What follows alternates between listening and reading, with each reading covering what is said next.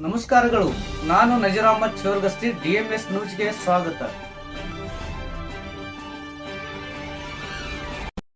ವಿಜಯಪುರ ಜಿಲ್ಲೆಯ ತಾಳಿಕೋಟೆಯ ಕತ್ರಿ ಬಜಾರ್ದಿಂದ ರಾಜವಾಡೆ ಹೋಗುವ ದಾರಿಯಲ್ಲಿರುವ ಭೂಮಿಕಾ ಹೋಟೆಲ್ ಇದು ಕುಂಬಾರ ಬಸವರಾಜ್ ಅವರಿಗೆ ಸೇರಿದ ಹೋಟೆಲ್ ಆಗಿದ್ದು, ಬೆಳ್ಳಂಬೆಳಗ್ಗೆ ಗ್ಯಾಸ್ ಸಿಲಿಂಡರ್ ಲೀಕ್ ಆಗಿ ಇಬ್ಬರಿಗೆ ಗಂಭೀರ ಗಾಯವಾಗಿದೆ. ಇನ್ನುಳಿದ 6 ಜನರಿಗೆ ಅಲ್ಪ ಸ್ವಲ್ಪ ಸುಟ್ಟು ಗಾಯಗಳು ಆಗಿವೆ.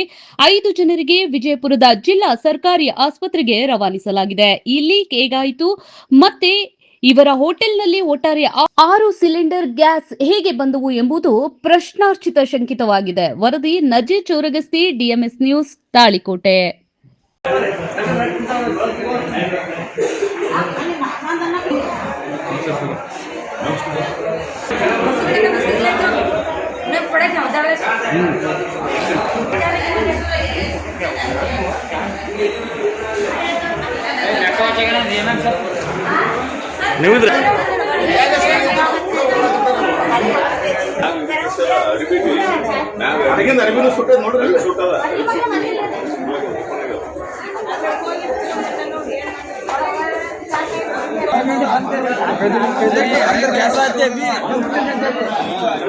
अंदर कैसा है